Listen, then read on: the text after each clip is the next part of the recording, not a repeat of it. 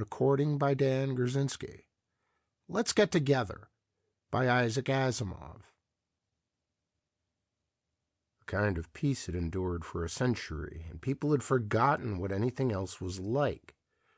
They would scarcely have known how to react had they discovered that a kind of war had finally come. Certainly, Elias Lynn, chief of the Bureau of Robotics, wasn't sure how he ought to react when he finally found out. The Bureau of Robotics was headquartered in Cheyenne, in line with the century-old trend toward decentralization, and Lynn stared dubiously at the young security officer from Washington who had brought the news. Elias Lynn was a large man, almost charmingly homely, with pale blue eyes that bulged a bit. Men weren't usually comfortable under the stare of those eyes, but the security officer remained calm. Lynn decided that his first reaction ought to be incredulity. Hell, it was incredulity. He just didn't believe it. He eased himself back in his chair and said, "How certain is the information?" The security officer, who had introduced himself as Ralph G. Breckenridge and had presented credentials to match, had the softness of youth about him. Full lips, plump cheeks that flushed easily, and guileless eyes. His clothing was out of line with Cheyenne, but it suited a universally air-conditioned Washington, where security, despite everything, was still centered. Breckenridge flushed and said, "There's no doubt about it."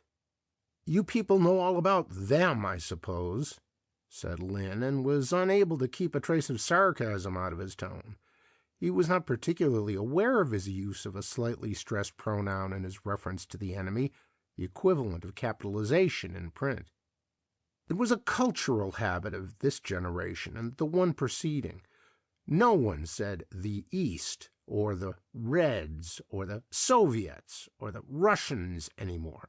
That would have been too confusing, since some of them weren't of the East, weren't Reds, Soviets, and especially not Russians. It was much simpler to say we and they, and much more precise.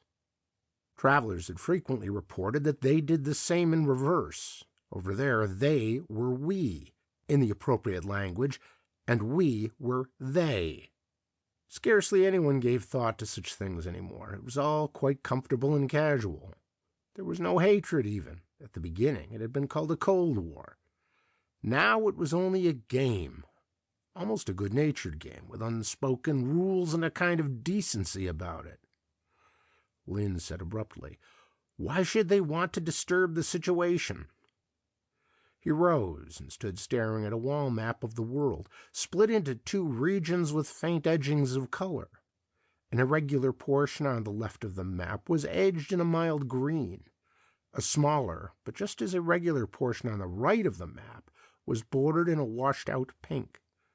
We and they. The map hadn't changed much in a century. The loss of Formosa and the gain of East Germany some 80 years before had been the last territorial switch of importance. There had been another change, though. That was significant enough, and that was in the colors. 2 generations before, their territory had been a brooding bloody red, ours a pure and undefiled white. Now there was a neutrality about the colors. Lynn had seen their maps, and it was the same on their side. "They wouldn't do it," he said. "They are doing it," said Breckenridge, "and you had better accustom yourself to the fact. Of course, sir, I realize that it isn't pleasant to think that they may be that far ahead of us in robotics." His eyes remained as guileless as ever, but the hidden knife edges of the words plunged deep, and Lynn quivered at the impact. Of course, that would account for why the chief of robotics learned of this so late, and through a secretary officer at that. He had lost caste in the eyes of the government. If robotics had really failed in the struggle, Lynn could expect no political mercy. Lynn said wearily, "Even if what you say is true, they're not far ahead of us. We could build humanoid robots." "Have we, sir?"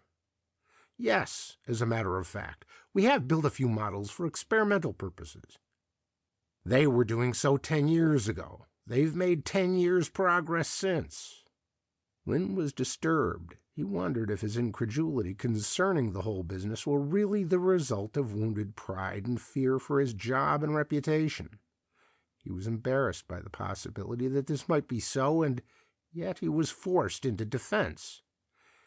He said, "Look, young man, the stalemate between them and us was never perfect in every detail, you know. They have always been ahead in one facet or another, and we in some other facet or another. If they're ahead of us right now in robotics, it's because they've placed a greater proportion of their effort into robotics than we have. And that means that some other branch of endeavor has received a greater share of our efforts than it has of theirs. It would mean we're ahead in force field research or in hyperatomics, perhaps." Lynn felt distressed at his own statement that the stalemate wasn't perfect. It was true enough, but that was the one great danger threatening the world. The world depended on the stalemate being as perfect as possible. If the small unevennesses that always existed overbalanced too far in one direction or the other. Almost at the beginning of what had been the Cold War, both sides had developed thermonuclear weapons, and war became unthinkable. Competition switched from the military to the economic and psychological, and had stayed there ever since. But always there was the driving effort on each side to break the stalemate, to develop a parry for every possible thrust, to develop a thrust that could not be parried in time, something that would make war possible again. And that was not because either side wanted war so desperately, but because both were afraid that the other side would make the crucial discovery first.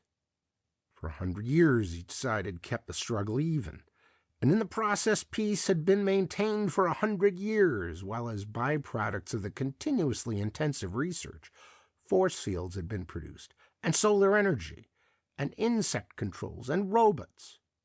Each side was making a beginning in the understanding of mentalics, which was the name given to the biochemistry and biophysics of thought. Each side had its outposts on the moon and on Mars. Mankind was advancing in giant strides under forced draft. It was even necessary for both sides to be as decent and humane as possible among themselves, lest through cruelty and tyranny friends be made for the other side. It couldn't be that the stalemate would now be broken and that there would be war. Lynn said, "I want to consult one of my men. I want his opinion." "Is he trustworthy?" Lynn looked disgusted. "Good Lord, what man in robotics has not been investigated and cleared to death by your people? Yes, I vouch for him. If you can't trust a man like Humphrey Carl Laszlo, then we're in no position to face the kind of attack you say they are launching, no matter what else we do." "I've heard of Laszlo," said Breckenridge. "Good. Does he pass?" "Yes." "Then I'll have him in and we'll find out what he thinks about the possibility that robots could invade the USA." "Not exactly," said Breckenridge softly. "You still don't accept the full truth. Find out what he thinks about the fact that robots have already invaded the USA." Laszlo was the grandson of a Hungarian who had broken through what had been called the Iron Curtain, and he had a comfortable above-suspicion feeling about himself because of it. He was thick-set and balding, with a pugnacious look graven forever on his snub face, but his accent was clear Harvard, and he was almost excessively soft-spoken. To Lynn, who was conscious that after years of administration he was no longer expert in the various phases of modern robotics, Laszlo was a comforting receptacle for complete knowledge. Lynn felt better because of the man's mere presence. Lynn said, "What do you think?" A scowl twisted Laszlo's face ferociously. "That they're that far ahead of us. Completely incredible. It would mean they've produced humanoids that could not be told from humans at close quarters. It would mean a considerable advance in robomentalics." "You're personally involved," said Breckenridge coldly. "Leaving professional pride out of account, exactly why is it impossible that they be ahead of us?" Laszlo shrugged. "I assure you that I'm well acquainted with their literature on robotics. I know approximately where they are." "You know approximately where they want you to think they are, is what you really mean," corrected Breckenridge. "Have you ever visited the other side?" "I haven't," said Laszlo, shortly. "Nor you, Dr. Lynn?" Lynn said, "No, I haven't either." Breckenridge said, "Has any robotics man visited the other side in 25 years?" He asked the question with a kind of confidence that indicated he knew the answer. For a matter of seconds, the atmosphere was heavy with thought. Discomfort crossed Laszlo's broad face. He said, "As a matter of fact, they haven't held any conferences on robotics in a long time." "In 25 years," said Breckenridge. "Isn't that significant?" "Maybe," said Laszlo reluctantly. "Something else bothers me, though. None of them have ever come to our conferences on robotics. None that I can remember." "Were they invited?" asked Breckenridge. Lynn, staring and worried, interposed quickly. "Of course." Breckenridge said, "Do they refuse attendance to any other types of scientific conferences we hold?" "I don't know," said Laszlo. He was pacing the floor now. "I haven't heard of any cases. Have you, Chief?" "No," said Lynn. Breckenridge said, "Wouldn't you say it was as though they didn't want to be put in the position of having to return any such invitation, or as though they were afraid one of their men might talk too much?" That was exactly how it seemed, and Lynn felt a helpless conviction that Security's story was true after all steal over him. Why else had there been no contact between sides on robotics? There had been a cross-fertilizing trickle of researchers moving in both directions on a strictly one-for-one basis for years, dating back to the days of Eisenhower and Khrushchev. There were a great many good motives for that. An honest appreciation of the supranational character of science, impulses of friendliness that are hard to wipe out completely in the individual human being, the desire to be exposed to a fresh and interesting outlook, and to have your own slightly stale notions greeted by others as fresh and interesting. The governments themselves were anxious that this continue. There was always the obvious thought that by learning all you could and telling as little as you could, your own side would gain by the exchange. But not in the case of robotics. Not there. Such a little thing to carry conviction, and a thing, moreover, they had known all along, Lynn thought darkly. We've taken the complacent way out. Because the other side had done nothing publicly on robotics. It had been tempting to sit back smugly and be comfortable in the assurance of superiority. Why hadn't it seemed possible, even likely, that they were hiding superior cards, a trump hand for the proper time? Laszlo said shakenly, "What do we do?" It was obvious that the same line of thought had carried the same conviction to him. "Do?" parroted Lynn. It was hard to think right now of anything but of the complete horror that came with conviction. There were 10 humanoid robots somewhere in the United States, each one carrying a fragment of a TC bomb. TC. The race for sheer horror and bombery had ended there. TC. Total conversion. The sun was no longer a synonym one could use. Total conversion made the sun a penny candle. 10 humanoids, each completely harmless in separation, could, by the simple act of coming together, exceed critical mass, and... Lynn rose to his feet heavily. The dark pouches under his eyes, which ordinarily lent his ugly face a look of savage foreboding, more prominent than ever. It's going to be up to us to figure out ways and means of telling a humanoid from a human, and then finding the humanoids. How quickly? Muttered Laszlo. Not later than 5 minutes before they get together, barked Lynn, and I don't know when that will be. Breckenridge nodded. I'm glad you're with us now, sir. I'm to bring you back to Washington for conference, you know. Lynn raised his eyebrows. All right. He wondered if, had he delayed longer in being convinced, he might not have been replaced forthwith, if some other chief of the Bureau of Robotics might not be conferring in Washington. He suddenly wished earnestly that exactly that had come to pass. The first presidential assistant was there, the Secretary of Science, the Secretary of Security, Lynn himself, and Breckinridge, 5 of them sitting about a table in the dungeons of an underground fortress near Washington. Presidential Assistant Jeffries was an impressive man, handsome in a white-haired and just a trifle jowly fashion, solid, thoughtful, and as unobtrusive politically as a presidential assistant ought to be. He spoke incisively. There are 3 questions that face us as I see it. First, when are the humanoids going to get together? Second, where are they going to get together? Third, how do we stop them before they get together?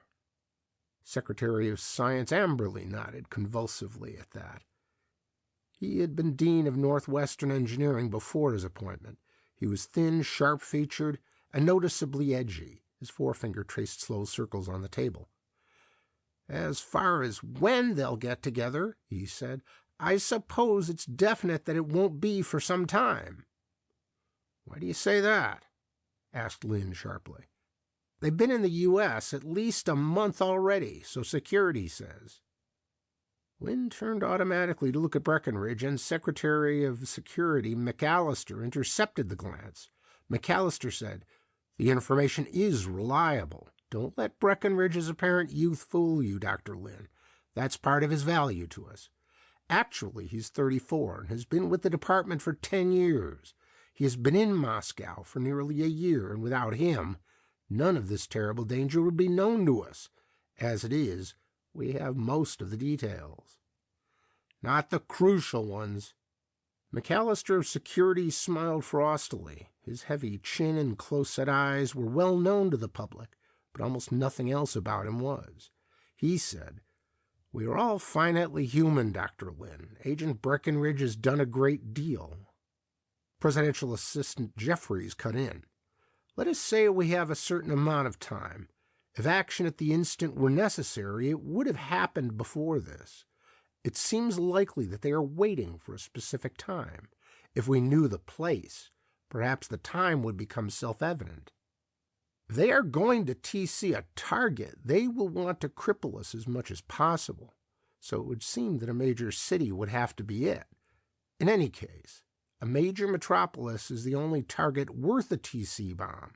I think there are 4 possibilities. Washington is the administrative center, New York is the financial center, and Detroit and Pittsburgh is the 2 chief industrial centers. McAllister of Security said, I vote for New York.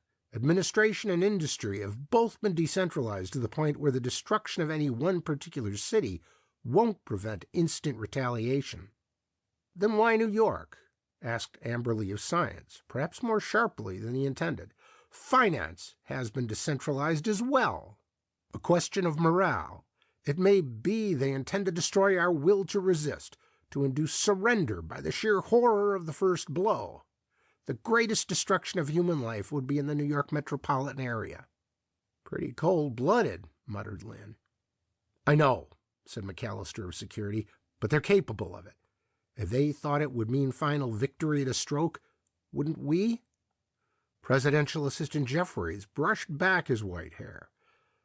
Let's assume the worst. Let's assume that New York will be destroyed sometime during the winter, preferably immediately after a serious blizzard when communications are at their worst, and the disruption of utilities and food supplies in fringe areas will be most serious in their effect. Now, how do we stop them?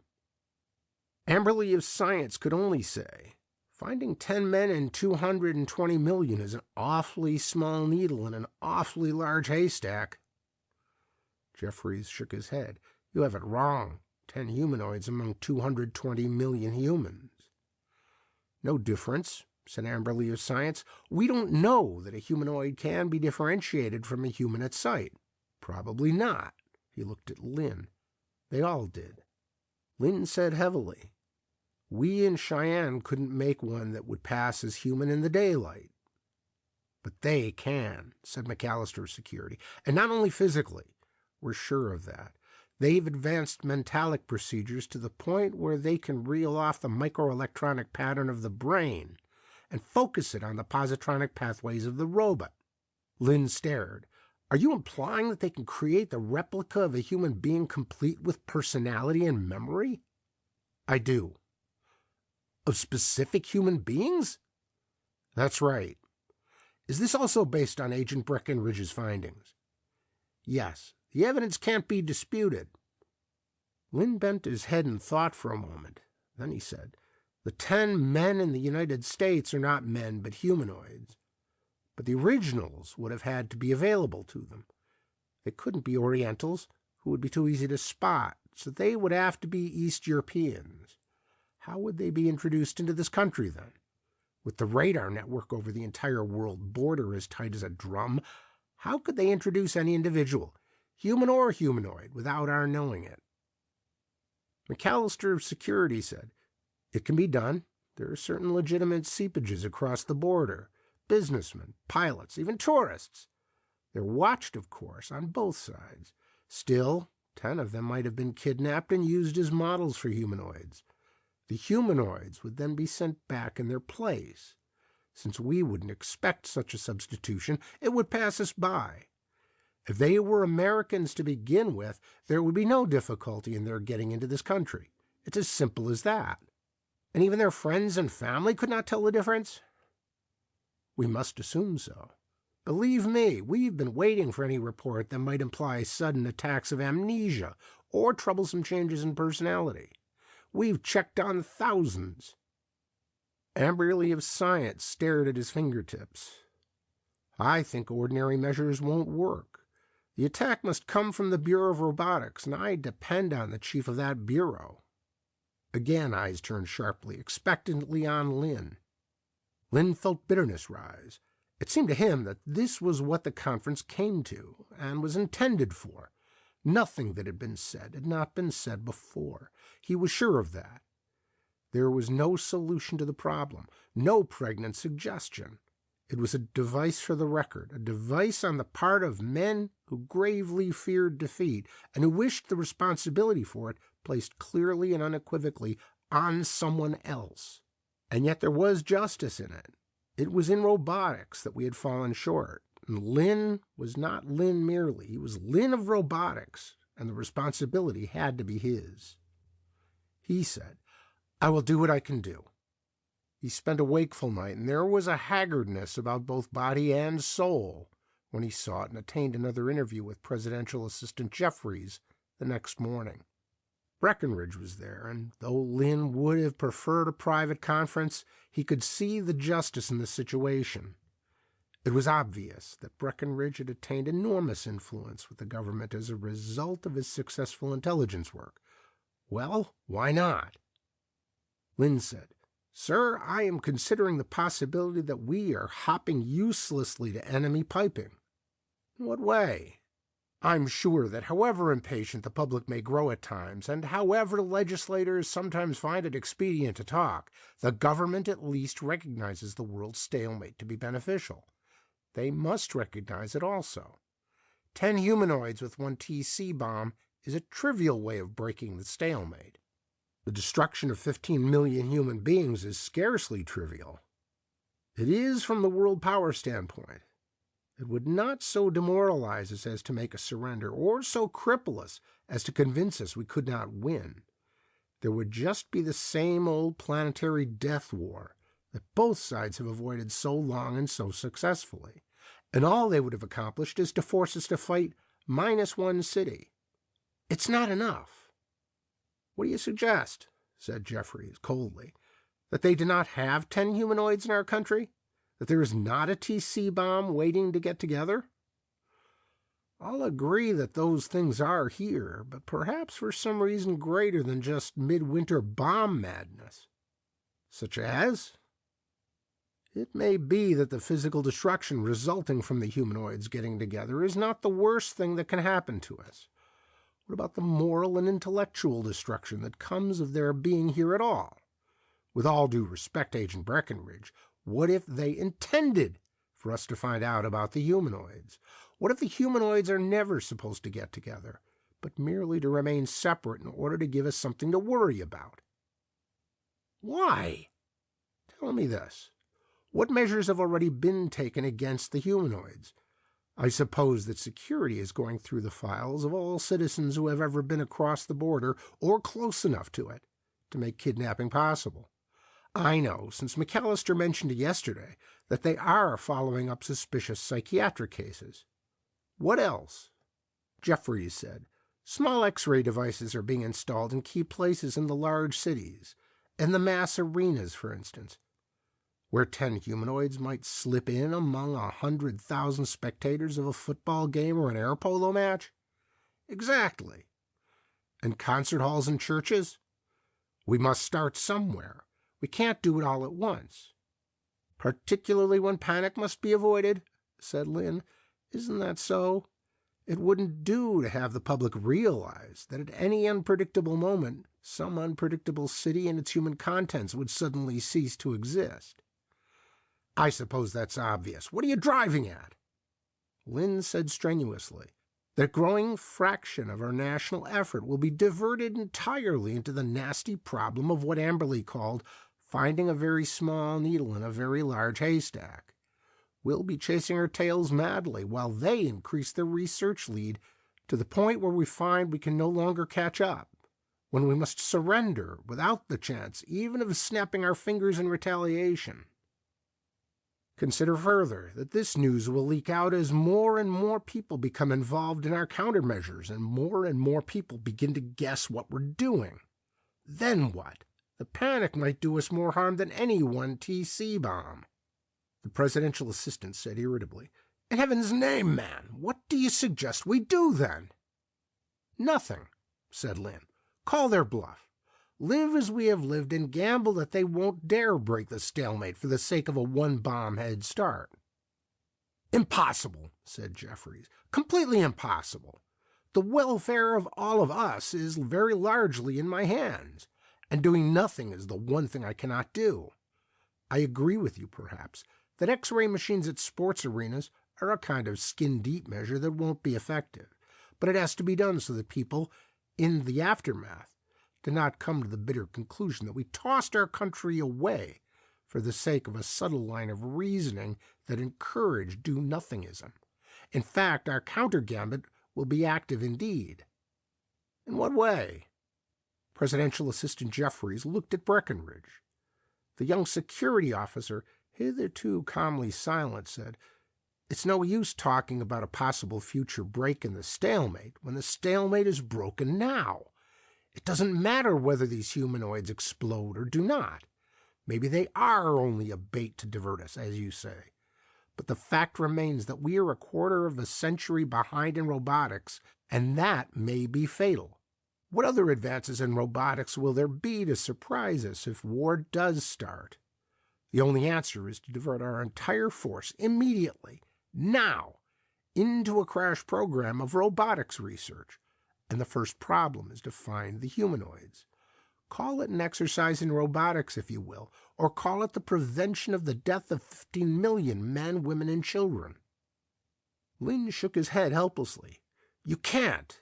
You'd be playing into their hands. They want us lured into the one blind alley while they're free to advance in all other directions. Jeffries said impatiently, That's your guess. Breckinridge has made his suggestion through channels and the government has approved. And we will begin with an all-science conference. All science? Breckinridge said, We have listed every important scientist of every branch of natural science. They'll all be at Cheyenne. There will be only one point on the agenda, how to advance robotics. The major specific subheading under that will be how to develop a receiving device for the electromagnetic fields of the cerebral cortex that will be sufficiently delicate to distinguish between a protoplasmic human brain and a positronic humanoid brain. Jeffries said, We had hoped you would be willing to be in charge of the conference.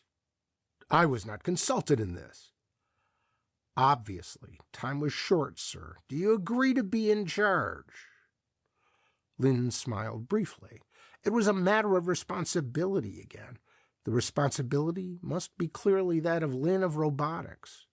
He had the feeling it would be Breckinridge who would really be in charge, but what could he do? He said, I agree. Breckenridge and Lynn returned together to Cheyenne, where that evening Laszlo listened with a sullen mistrust to Lynn's description of coming events. Laszlo said, "While you were gone, Chief, I've started putting 5 experimental models of humanoid structure through the testing procedures. Our men are on a 12-hour day with 3 shifts overlapping. If we've got to arrange a conference, we're going to be crowded and red-taped out of everything. Work will come to a halt." Breckenridge said, "That will be only temporary. You will gain more than you lose." Laszlo scowled. "A bunch of astrophysicists and geochemists around won't help a damn toward robotics. Views from specialists of other fields may be helpful." "Are you sure? How do we know that there is any way of detecting brain waves or that? Even if we can, there is a way of differentiating human and humanoid by wave pattern. Who set up the project anyway?" "I did," said Breckenridge. "You did? Are you a robotics man?" The young security agent said calmly, "I have studied robotics." "That's not the same thing." "I've had access to text material dealing with Russian robotics, in Russian. Top secret material well in advance of anything you have here." Lynn said ruefully, "He has us there, Laszlo." "It was on the basis of that material," Breckenridge went on, "that I suggested this particular line of investigation. It is reasonably certain that in copying off the electromagnetic pattern of a specific human mind into a specific positronic brain, a perfectly exact duplicate cannot be made. For one thing, the most complicated positronic brain small enough to fit into a human-sized skull is hundreds of times less complex than the human brain. It can't pick up all the overtones, therefore, and there must be some way to take advantage of that fact." Laszlo looked impressed despite himself, and Lynn smiled grimly. It was easy to resent Breckenridge and the coming intrusion of several hundred scientists of non-robotic specialties. But the problem itself was an intriguing one. There was that consolation, at least. It came to him quietly. Lynn found he had nothing to do but sit in his office alone with an executive position that had grown merely titular. Perhaps that helped. It gave him time to think, to picture the creative scientists of half the world converging on Cheyenne. It was Breckenridge who, with cool efficiency, was handling the details of preparation. There had been a kind of confidence in the way he said, "Let's get together and we'll lick them." Let's get together. It came to Lynn so quietly that anyone watching Lynn at that moment might have seen his eyes blink slowly twice, but surely nothing more. He did what he had to do with a whirling detachment that kept him calm when he felt that, by all rights, he ought to be going mad. He sought out Breckenridge in the other's improvised quarters. Breckenridge was alone and frowning. "Is anything wrong, sir?" Lynn said wearily, "Everything's right, I think. I've invoked martial law." "What?" "As chief of a division, I can do so if I am of the opinion the situation warrants it. Over my division, I can then be dictator. Chalk up one for the beauties of decentralization." "You will rescind that order immediately." Breckenridge took a step forward. "When Washington hears this, you will be ruined." "I'm ruined anyway. Do you think I don't realize that I've been set up for the role of the greatest villain in American history? The man who let them break the stalemate? I have nothing to lose, and perhaps a great deal to gain." He laughed a little wildly. "What a target the division of robotics will be, eh, Breckenridge? Only a few thousand men to be killed by a TC bomb capable of wiping out 300 square miles in 1 microsecond. But 500 of those men will be our greatest scientists. We would be in the peculiar position of having to fight a war with our brains shot out, or surrendering. I think we'd surrender." "But this is impossible, Lynn. Do you hear me? Do you understand? How could the humanoids pass our security provisions? How could they get together?" "But they are getting together. We're helping them to do so. We're ordering them to do so. Our scientists visit the other side, Breckenridge. They visit them regularly. You made a point of how strange it was that no one in robotics did. Well, 10 of those scientists are still there, and in their place, 10 humanoids are converging on Cheyenne. That's a ridiculous guess. I think it's a good one, Breckenridge, but it wouldn't work unless we knew humanoids were in America, so that we would call the conference in the first place. Quite a coincidence that you brought the news of the humanoids and suggested the conference and suggested the agenda and are running the show and know exactly which scientists were invited.